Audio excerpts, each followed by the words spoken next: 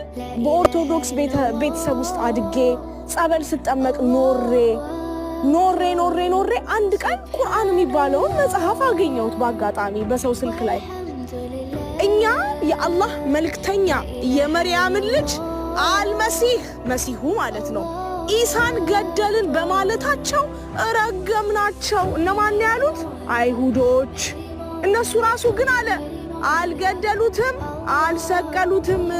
ግን ለእነሱ የተገደለው ሰው በኢሳ ተመሰለ። ማን እንደተሰቀለውን እንመጣበታለን። ማንም ክሮሱን እንደያዘ እንጨቱ እንደተሸከመ ማለት ነው።